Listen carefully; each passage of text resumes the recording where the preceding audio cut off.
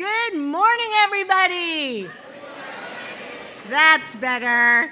Well, welcome to Science on Saturday. I am Dr. Joanna Albala. I'm the Science Education Program Manager at Lawrence Livermore National Laboratory.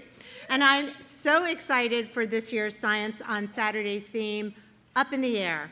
The 4 talks this month will explore our innovative work with aerial and space-based equipment.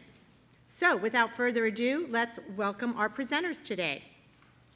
Lisa Ponier has received a BS and Masters of Engineering from the Massachusetts Institute of Technology and a PhD from the University of California, Davis in electrical engineering and computer science. An internationally recognized expert in adaptive optics, Lisa is a distinguished member of the technical staff at LL&L. Yeah, let's give her a round of applause. Joining Lisa today is Aaron Lemmer. He received a BS in Applied Physics and Mathematics from the University of Wisconsin River Falls and an MA and PhD in Mechanical and Aerospace Engineering from Princeton University, and he is a member of the Adaptive Optics research staff as well. Let's give it up for Aaron.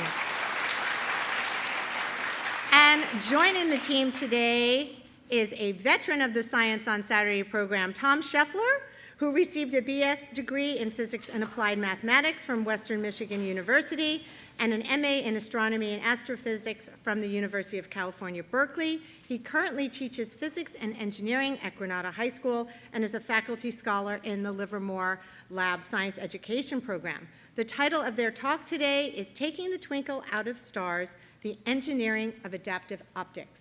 So, without further ado, let's get started.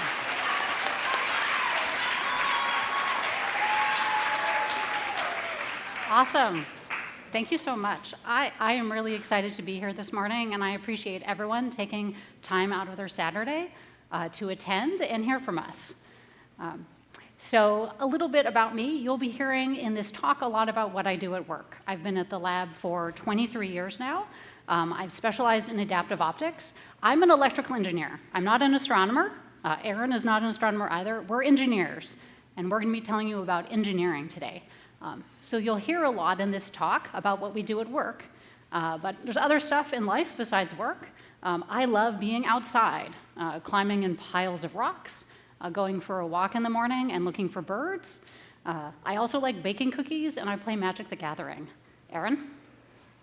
Yeah, so I'm Aaron Lemmer, and I have worked at the lab with Lisa for about 3 years now, and I've been involved in the research and development of the kind of instrumentation that you're going to be hearing about today for about 12 years. Before I joined the lab, I worked on technology for future space telescopes, and now Lisa and I work together on technology for ground-based observatories. I'm an engineer too, and my background, like you heard, is in applied physics and mechanical and aerospace engineering. So outside of work, I have a lot of interests that I'm not going to completely list here, but I am really into professional and college sports. I play tennis and ice hockey and the violin. And as you can see, I enjoy preparing food and hiking. So these are some charcuterie boards that I made recently and some photos that I took while climbing Mount Rainier in Washington State. Awesome. Okay. So what are we going to learn today? We're going to learn about 3 topics today. We're going to learn about how the Earth's atmosphere distorts light, how the stars twinkle at night. Then we're going to learn about this technology called adaptive optics. Adaptive optics is what we use to fix that twinkle and enable us to look at planets around other stars, extrasolar planets. And the bulk of this talk will be about the key engineering aspects of how you build an adaptive optics system to do that science. And in particular, the 3 steps are measure, compute, and correct. And we're going to go through these in detail in the talk today. So what are we talking about here? Let's start with our own solar system. So we're familiar with our sun and the 8 major planets. In fact, if it ever stops raining and you go outside at night and the skies are clear, you can see Venus, Jupiter, and Mars. They're just spectacular. They're gorgeous at night. So we can see those naked eye, but what we're concerned about is going to be planets around other stars. So I'm 49, When I was your age, when I was in middle school and high school, we did not know if there were planets around other stars. We knew about our planets, but no one had yet discovered planets around other stars. But now, 30 years ago, the first planet was discovered. Now we know of more than 5,000 planets around other stars. So what I find so exciting about this, and why I like building instruments for astronomers, is that so much of the time we discover that what we thought was wrong. So that first planet around 51 Peg that was discovered in 1995, right, it has half the mass of Jupiter, but the time it takes to orbit its star is 4 days. It's completely unlike anything in our own solar system, and we didn't know that was possible until we discovered it. So all kinds of fascinating questions that we might have about what are other worlds like, we can answer through science. And who knows what we're going to find out there and what new types of planets we can discover. So let's talk about how adaptive optics is used for this, doing something a little bit closer. We're going to look at a planet in our own solar system. So we're going to be using throughout this talk a giant telescope. You can see here a photograph of a dome of an observatory in Chile in South America. And this is looking at, actually this image is from the Keck telescope in Hawaii. This is looking at a planet that is in our solar system. So I can't see very well, but I would love someone to yell out, what planet do you think this is? Uranus. No. Neptune. Okay, so why do you think it's Neptune? It's blue, right? So that's about all we can see. So this is an actual image from a giant telescope, but it's blurry because of the Earth's atmosphere, right? So we can tell it's blue, we can tell it's Neptune, but we can't tell much else. We want to figure out what's going on. So when we use this technology called adaptive optics, this is what the actual image of it looks like, right? It looks shockingly clear, it's crisp, right? There's a ring, right? We're used to knowing Saturn has rings, but Neptune has a ring, and we can see clouds on it. We could think about tracking it through time and observing it and watching those clouds change, right? So this is the level of detail that adaptive optics can give us, but this is in our own solar system. The challenge of imaging planets around other stars is much, much harder, and that's something Aaron is going to talk to you about. Yes, so taking images of planets is a great way to learn about them, perhaps the best way to learn about them, because we can learn about their size, their orbits, the composition of their atmospheres. We can even deduce how they formed or whether they could support life. But taking images of planets in other solar systems is just about the hardest imaging problem that we can imagine. So for the next few minutes, I'm going to try to illustrate for you just how hard this problem is. So in 1990, this spacecraft called Voyager 1, which had been traveling for more than a decade already, had reached the outer edge of our solar system. And as it was about to leave and head off towards interstellar space, it turned around and faced our sun, and it snapped a series of pictures. So this is a composite of 3 of those images that Voyager 1 took as it was leaving our solar system. And in the picture in the background, you can see that the sun is included, and the sun is so bright that when its light spreads out over the image, it blocks out all of the planets. They're completely drowned out. Overlaid on the left is a very famous picture of Earth called the pale blue dot. And to its right is a similar picture of Venus, and all of Mars and all of the outer planets are actually way outside the field of view of these images. But as you're sitting in your seats here, you're probably trying to squint. I said there's pictures of planets there, but you can't see them. Well, they're really there. They're actually just the size of specks. They're dots. There's a reason it's called the pale blue dot. And their actual size in these images is less than 1/10 of a pixel. So these planets are very faint and very tiny. Now, when Voyager 1 took this photo, it was on the outside edge of our solar system, which for us seems really far away. But in a cosmic scale, that's really a close-up image of a solar system. From our vantage point on Earth, the nearest solar systems to ours are more than 10,000 times farther away than Voyager 1 was from our solar system when it took this image. So at that very extreme distance, we have a couple of problems. One is that the planets appear very nearly on top of the star that they are orbiting, and what makes matters worse is the apparent brightness of the planets are about 10 billion times dimmer than the star that they're orbiting. So this is an extremely difficult problem, and today we're going to tell you about a technology that solves that imaging problem. And so if you hang tight at the end of the talk, you're going to see images of planets, real planets, orbiting another star taken from here on Earth.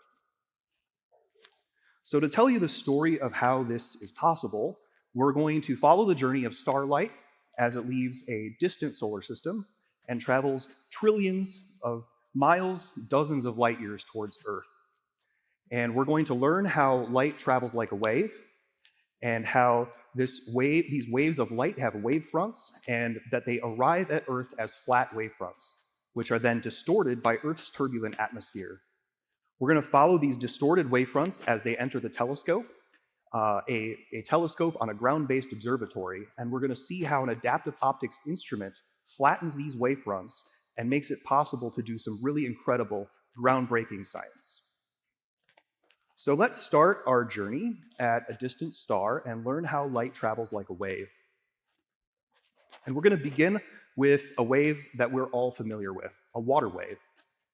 So here you see rippling ocean waves approaching a shoreline from top to bottom in this photo and passing through an opening in a man-made rock formation called a breakwater or a breaker. When we zoom in on this opening, we can see two distinct shapes of ripples. The first kind are straight or flat, and the second kind are curved. And we call these ripples wavefronts. So a wavefront is simply a shape that is defined by all of the same points on the ripple.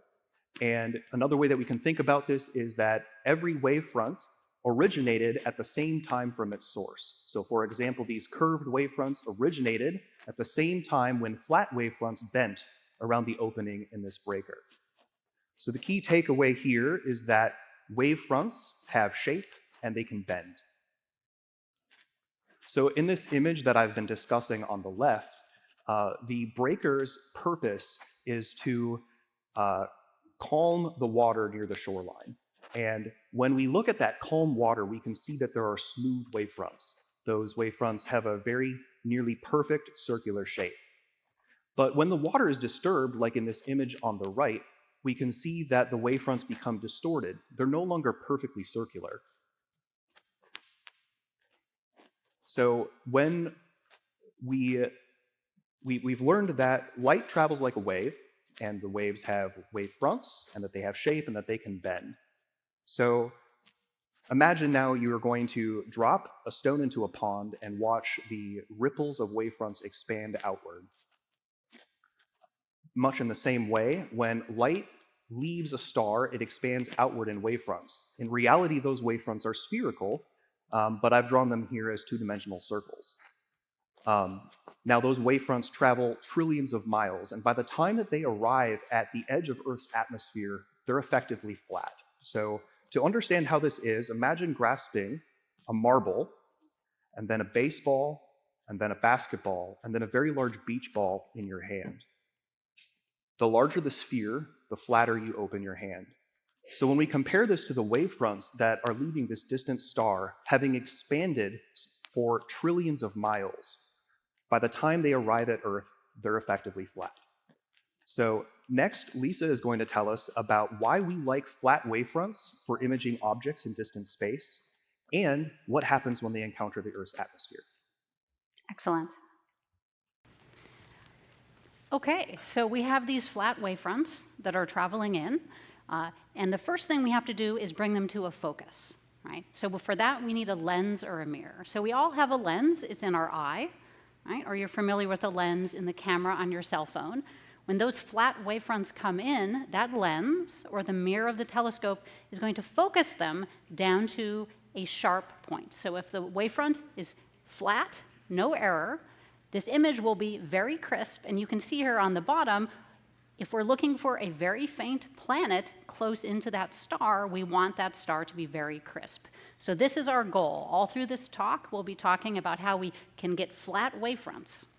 but that's actually not what happens when we're observing from the surface of the Earth.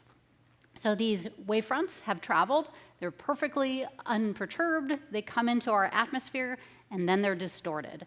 And so we all know about the distortion from the atmosphere. So we live in Livermore, it's hot in the summer, right? You go out and you can see a mirage on top of a hot road, right? And here we see the full moon rising, and its circular shape is clearly distorted by the thick atmosphere near the horizon. Right? So this is caused by variations in temperature and pressure in the Earth's atmosphere that cause turbulence and distort our light. So we're going to do a Twinkle demo to show this. This is going to also be on the display if you can't see it on the whiteboard here, and Tom is going to demonstrate some Twinkle. So I'm going to use this flashlight here to represent the light from a distant star.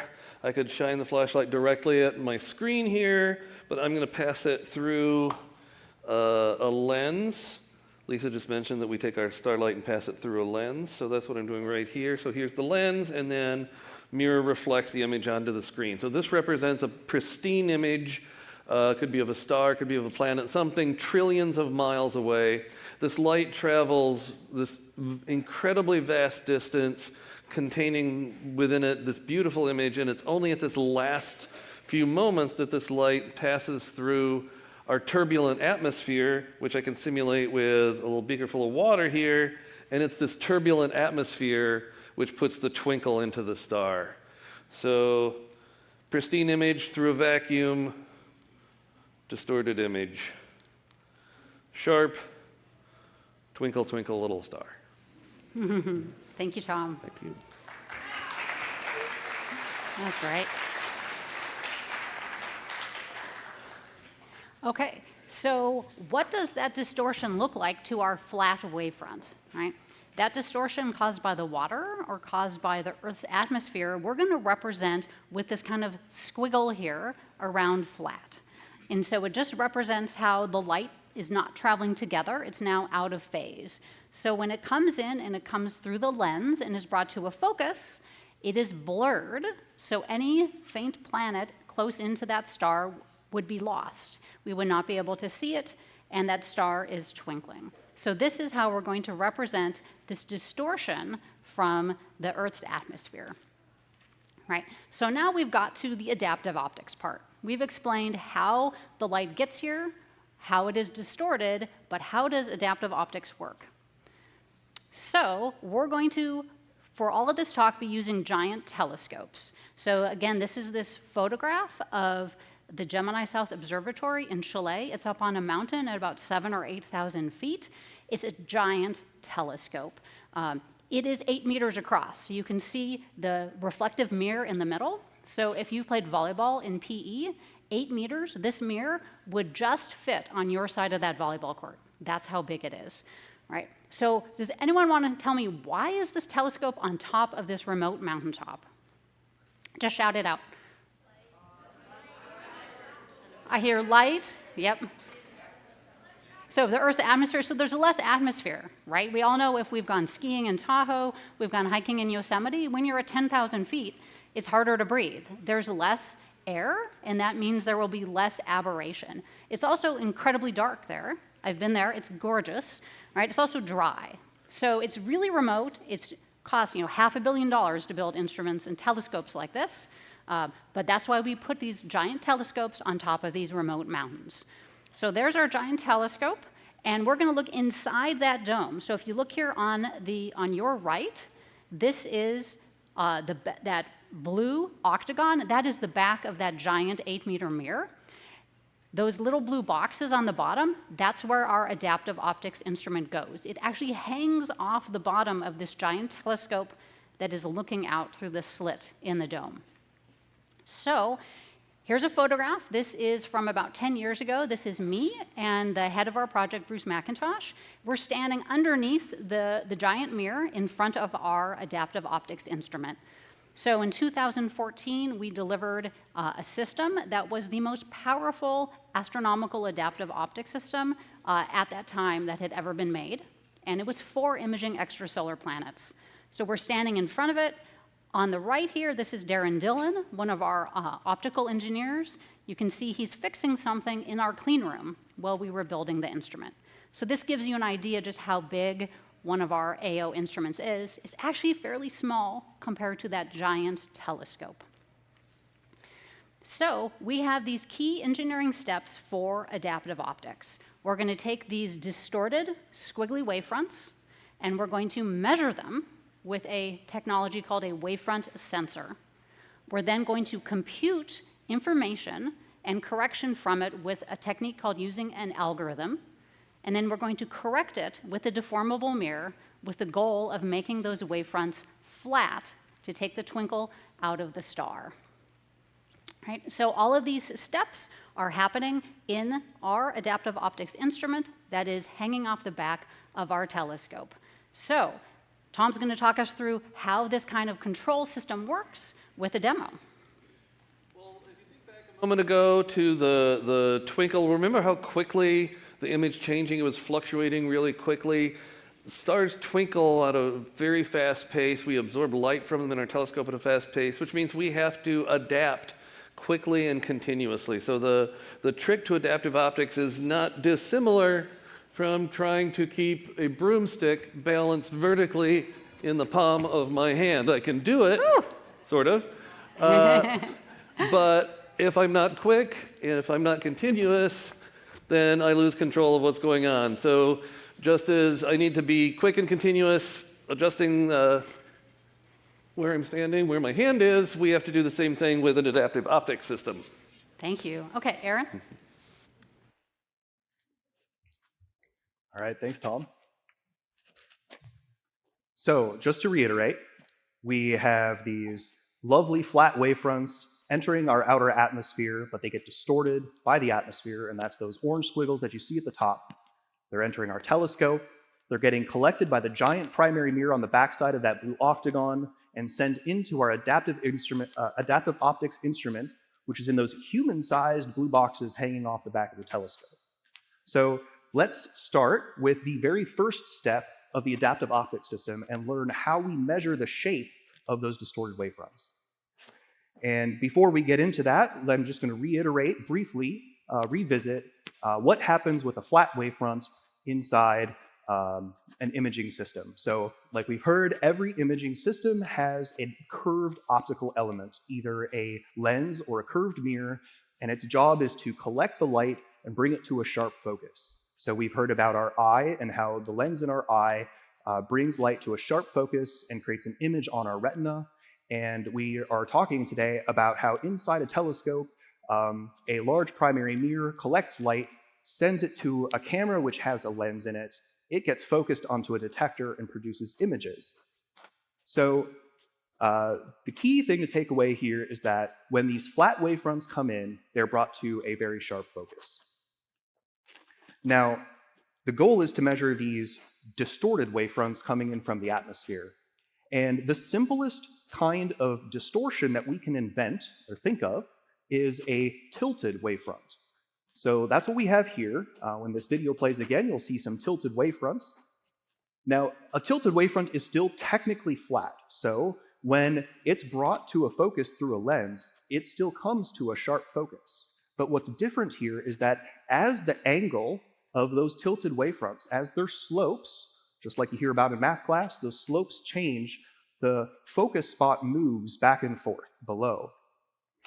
Now, this is a very important idea to understand. So the idea that we have tilted wavefronts coming in and moving back and forth, if we can figure out where the focused image lands, then we can use physics and work backward and calculate what the slopes were before they hit that lens.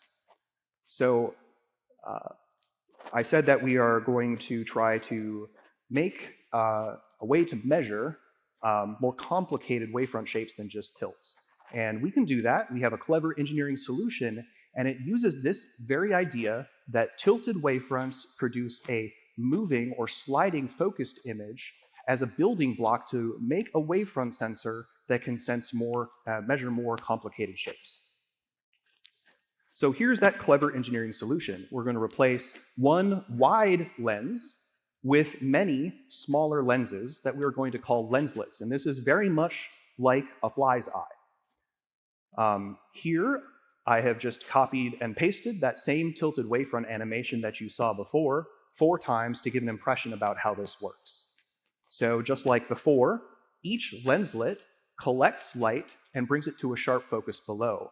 But the way that each focus spot moves back and forth depends only on what the slope or the tilts of the wavefront were directly above that lenslet. So let's look at a few examples of how this works with some distorted wavefronts. And again, we're going to start simple. So here on this slide, you see this orange wavefront representing our distorted wavefront. And again, it's a simple tilt. This tilted wavefront, though, extends across all 4 lenslets continuously.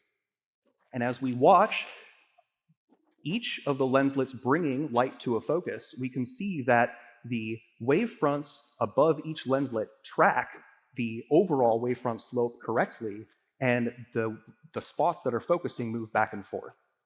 So now let's look at a more complicated distorted wavefront. So again, the distorted wavefront here is represented with this orange line, and this time it has some curvature to it. So as we watch the focus spots move back and forth here, we can see that they're moving independently. And if we follow one of those spots specifically, we see that where the orange distorted wavefront tilts up and to the right, the focus spot below moves to the right. And where the orange wavefront is tilted the other way, the focus spot below moves down and to the left.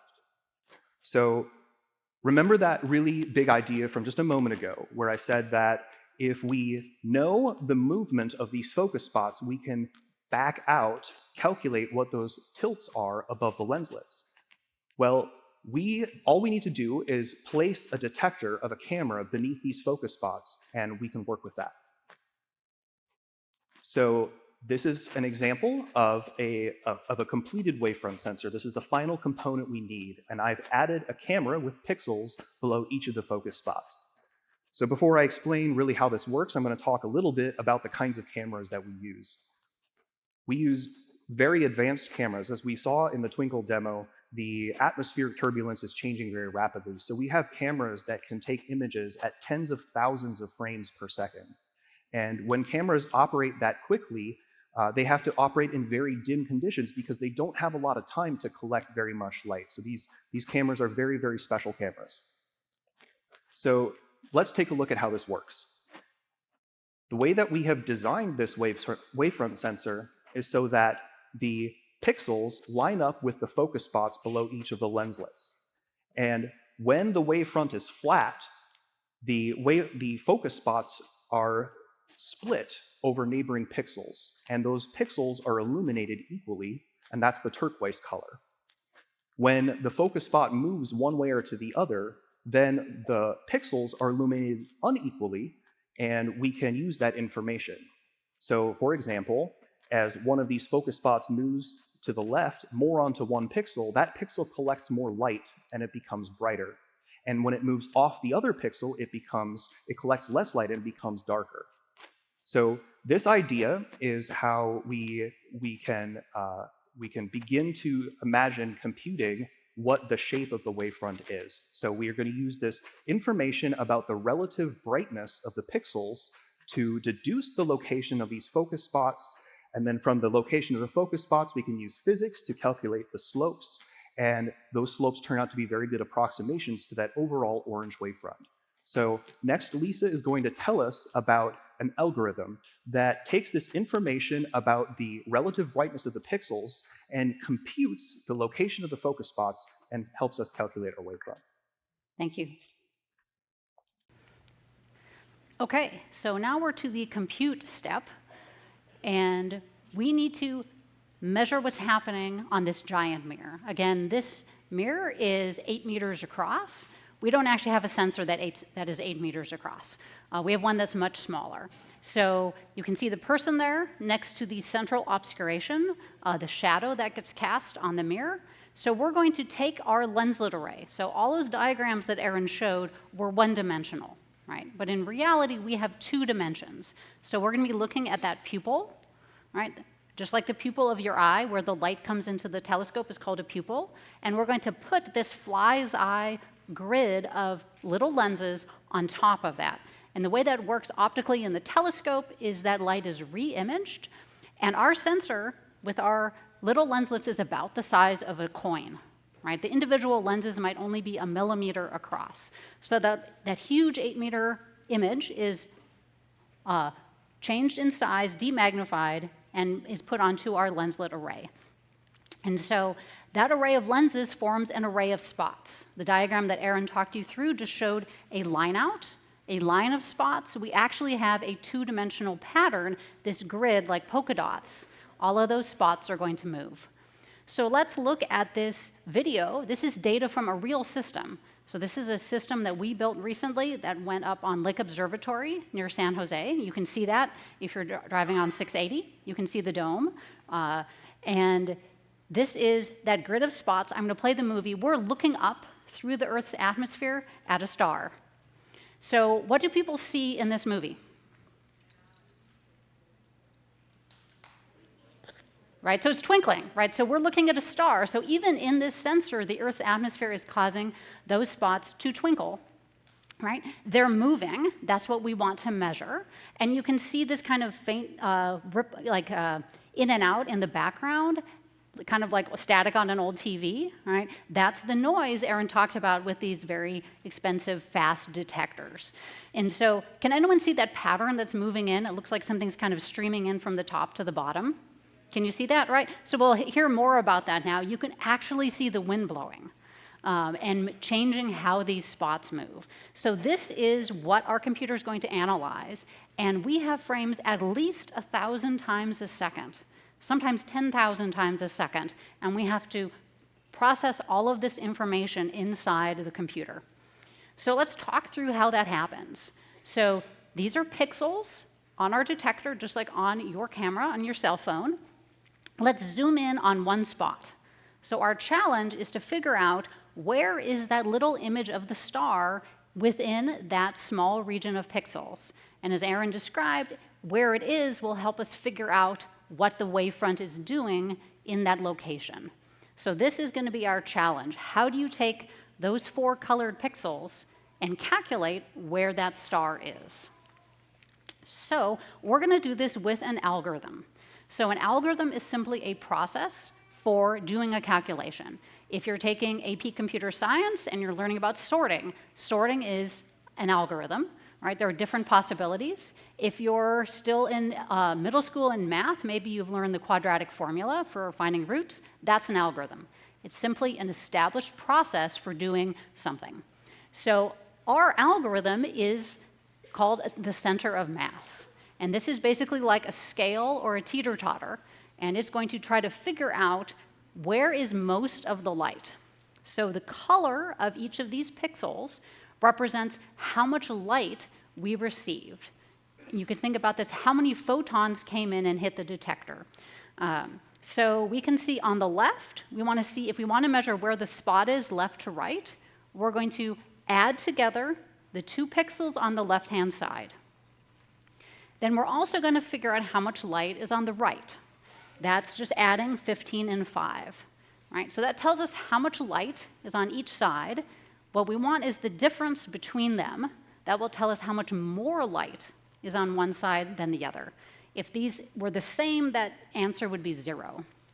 And then finally, we need to weight it by the total amount of light we've received.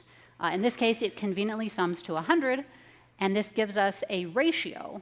And so this is our algorithm. It's a step of instructions we could tell our computer to do in its code to execute, and this happens in left, right, and up, down. And this will tell us where that star is. So let's go through the numbers. We've got 80 counts on the left and 20 on the right. That means we have 60 more on the left-hand side, so we're about 60% of the way to that little star being centered on the left-hand pixels. So our computer has to do this thousands of times a second for every one of those spots in that image. So that's the first computation step. So we're going to go backwards up this diagram. Aaron talked you through it from top to bottom. Now from bottom to top, if we can figure out exactly where the spot is, it tells us the slope of that wavefront. Right? So we have one final thing we have to do before we can get to correcting the wavefront and making it flat.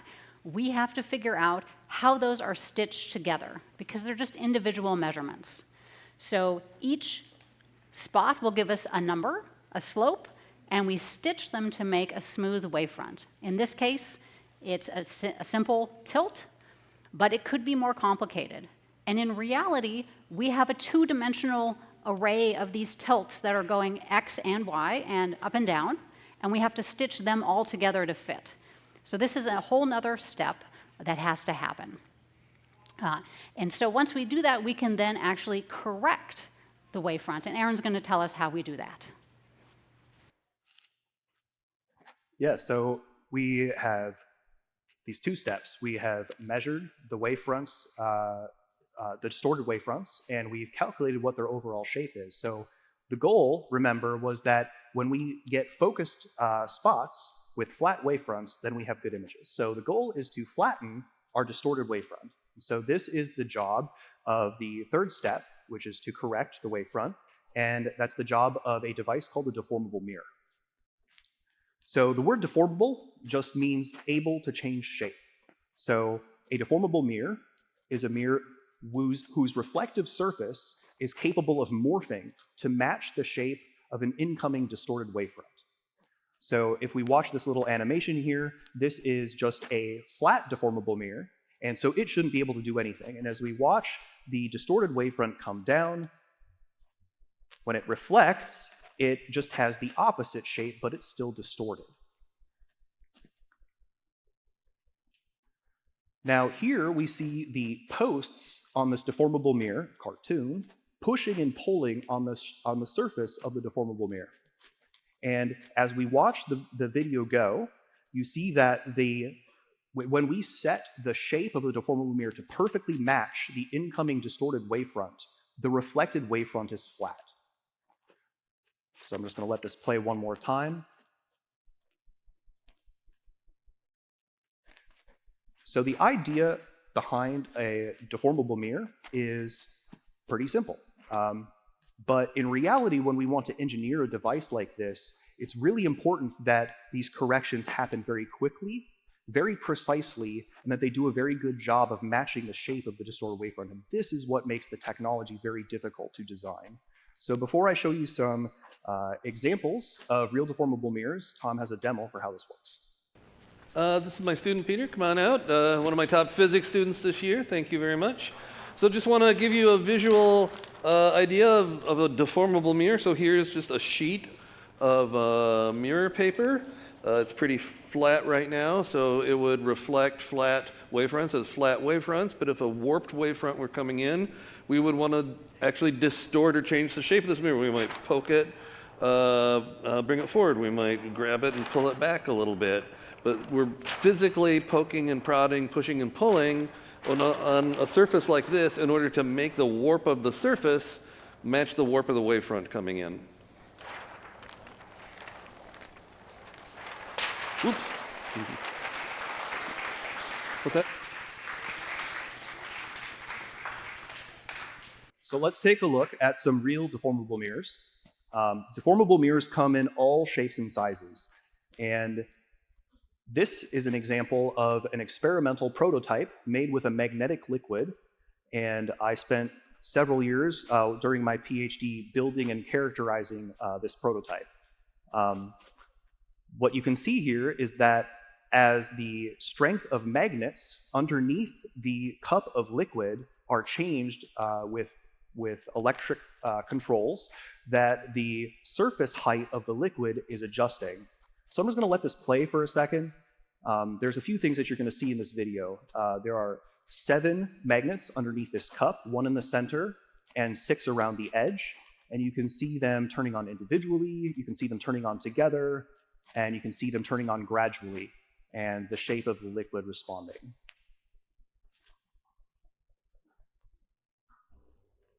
So this is one of 2 more technologically mature kinds of deformable mirrors that I'm going to show you, and both mirrors that I'm going to show on this particular slide are examples that we have in our laboratory in Livermore.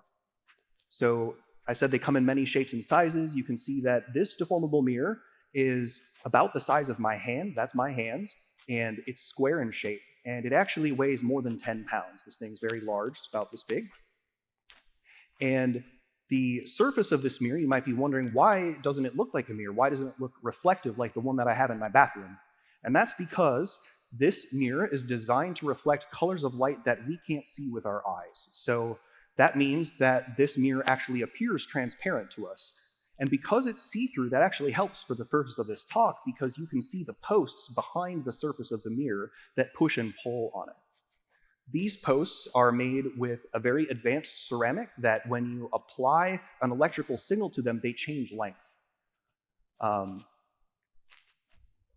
This deformable mirror is very different. It's the size of a dime, and it's circular in shape. And what you can see here is that it's coated with gold, and gold reflects the colors of light that we can see, and that's why it appears shiny and why you can't see the post behind it. This one actually, even though it is much smaller, actually has close to 600 posts behind its surface, which is about 5 times as many as the deformable mirror on the left. The way that this mirror is manufactured is very similar to the way that tiny and compact computer chips are made. So far, in all of the animations that we've been showing you, we've been really exaggerating the size of the squiggles in our wavefronts. In reality, the size of wavefront distortions caused by atmospheric turbulence are very, very small. So these posts on the deformable mirrors only need to push or pull a fraction of the width of a human hair in order to correct for the distortion that we see in our wavefronts. Now, that doesn't sound like very much, but what's really difficult is that they need to be able to do this very quickly, very precisely, like I've said before, and they need to do a very, very good job of matching the shape. And so in the next section of the talk, Lisa is going to first summarize the 3 steps of an adaptive optics system that you've now learned, and then she will talk to us about some of the challenging engineering trade-offs and choices that we need to make when we're designing an adaptive optics system. Yes, thank you. Okay, so we have these 3 steps. We have measure with a wavefront sensor, we have compute with our algorithms, and we have correct with a deformable mirror. And so some of what we've been talking to you about today has been around for 20 or 30 years. It's pretty established technology, but still there's a lot of great engineering that we can do, and in fact we are. So our group at Lawrence Livermore is actively working right now on new types of wavefront sensors that will allow us to better measure the wavefront. We do research on advanced algorithms, that's my specialty. And we build new types of deformable mirrors. Aaron mentioned doing a PhD dissertation on this. So these are all areas that we as engineers are actively working on improving and making better. But part of the challenge of building these instruments is figuring out how to make the pieces work together to actually build something that gives us the science that we need. And so there are going to be some trade-offs and some decisions that we have to make. So to illustrate the first one, I'm going to show you, this is actually a picture that I took in my house, right? And it's been binned down to just 2 by 2 pixels, right? Because we want to talk about resolution. So you're probably familiar with pixel art, with things being low resolution. This is an important concept for adaptive optics. So I'm going to step through this. I'm going to double the resolution at every click. It's going to go from, say, 2 by 2 to 4 by 4. I have 4 times as many pixels in the total image. Every time I do this, I want someone to shout out when they think they know what this is a picture of. Okay? A couch, okay. A dog, okay. A bird, okay, we're getting close. Cat, it's actually, I don't think they'd like a cat.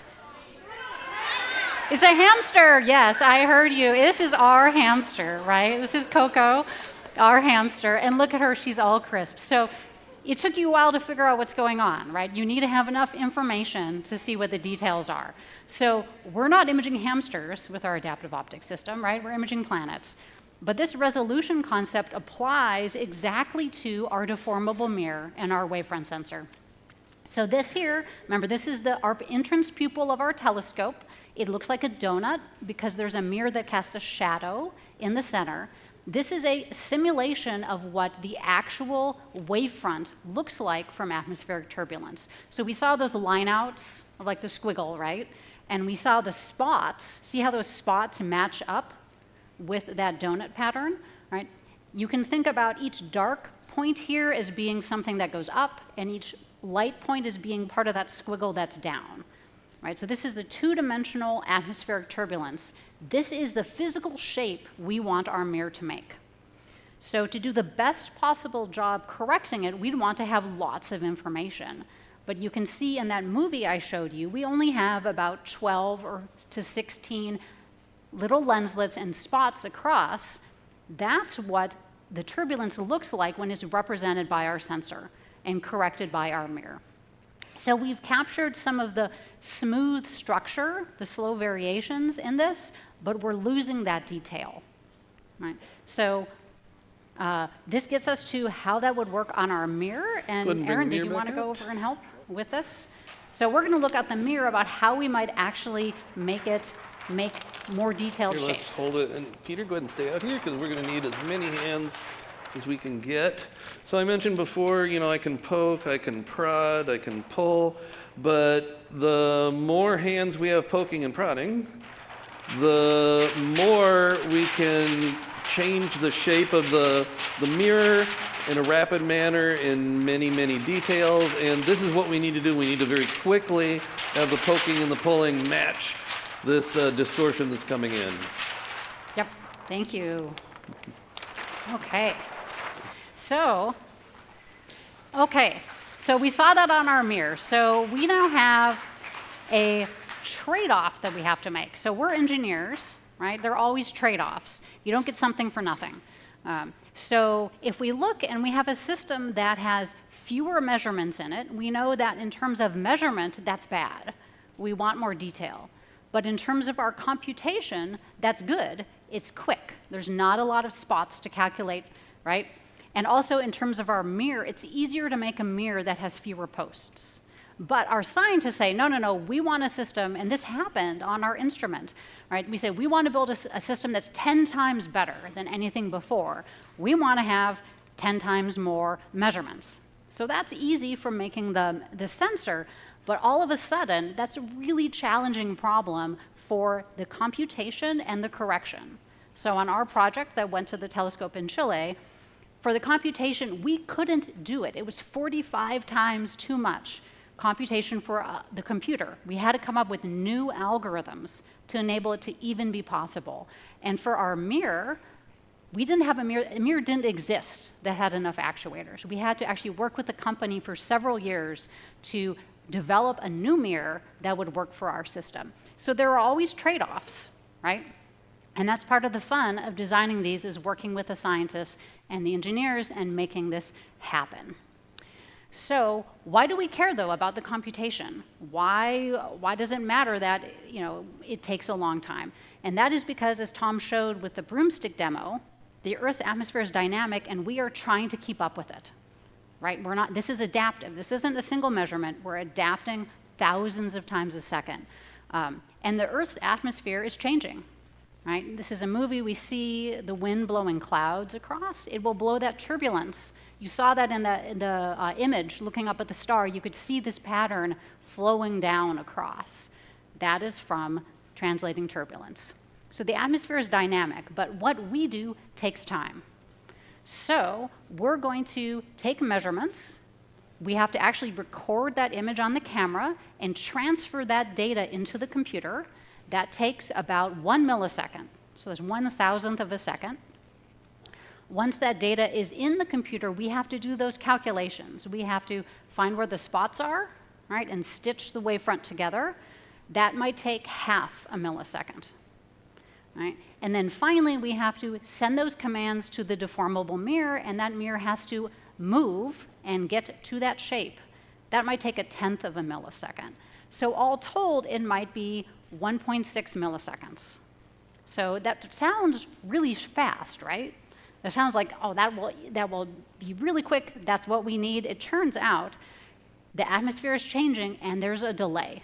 And so The squiggle represents the atmosphere that we're trying to measure.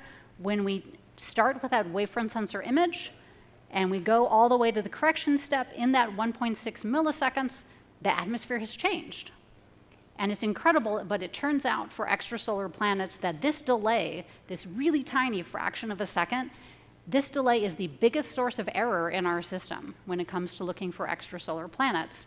We have to be faster and smarter to keep up with the atmosphere. So we're going to do this really cool demo. Tom and Peter are going to come out, and he's going to talk you through some of the implications Come of on this. out, Peter. So as we see, it's not enough to know what's going on with the distortion. We have to know what is going to happen. Because when we measure the distortion, it takes time to then feed that information to the mirror, and the distortion will have changed by then. So I'm going to kind of make an analogy here with a game of catch. So I'm a quarterback, got my wide receiver. Easiest thing in the world would be if we're both stationary, I can see where he is, I throw the ball, and he catches it. That's probably not what happens in a typical play. In a typical play, there's movement. So if my wide receiver is dodging tackles left and right, it's not enough for me to throw the ball to where he is when I see him, because by the time the ball gets there, he's gone. And there goes the big game. So instead, I need to anticipate not only where he is when I see him, but where he's going to be when I throw the ball. So we need to, based on what we measure with the amount of distortion in our wavefront, we have to anticipate how is this distortion going to change by the time it reaches our mirror. Yep, thank you. There we go. Thank you, Peter. Okay, so why is there a picture of a dog here? Right? So a lot of you probably have pets. You can go out and play fetch with a dog. Dogs can be fantastic at anticipating where that frisbee or that ball is going to go. And the way they do this is they essentially have a model. Just like a quarterback gets trained, there's a model of where the ball is going to go. And so based on seeing the first measurements, you can predict the path it's going to take. So this is what we do in adaptive optics. This is an area that I did my PhD research in. And if we can construct a model and use information, we can predict what is going to happen. So there's lots of equations in this. We're not going to go through it. If you have questions, you're curious, please come down after the talk and we can discuss. So Aaron's going to wrap things up. Or you want to do this? This is you. Oh, I will wrap things up. Okay. So we have gone through these key steps. Remember, we're building this instrument. It's hanging off the back of a giant telescope, and we're going to measure, compute, and correct. But as Aaron promised, you're actually going to see the really cool science here at the end. So now you know the engineering, but let's look at the science. So this is a movie, an actual movie that we took over the course of several years of 4 planets that are orbiting another star, right? So in the center, the star has been blocked out, right? And you can see around it, we see all those 4 points. Those are planets, right? And they are orbiting another star. This was done by colleagues of ours at Lawrence Livermore. They did this with the Keck telescope. When this was published, this was on the front page of the New York Times. This was a huge deal. This was the first ever images of a family of planets. And we can see in this family portrait, we can actually track their orbits around this other star. It's just incredible, right? So this is another astronomical application for adaptive optics.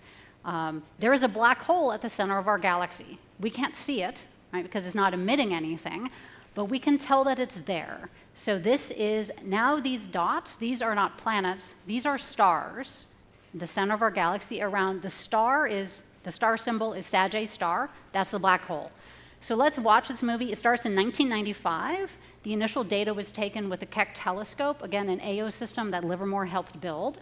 And we can see them. So if you look at the one in the center, right, that is a star that is orbiting the black hole. And if you're taking AP Physics and you've learned about Kepler's laws, you can see that it's following Kepler's laws. As it goes and it forms this orbit, other stars are coming in like comets. and going out. So this is amazing work. Professor Andrea Ghez at UCLA led, and her team did this. She won the Nobel Prize in 2020, along with a team in Europe for similar observations of doing this discovery, and this was enabled by adaptive optics. And so now Aaron is going to wrap it up to talk about zebrafish.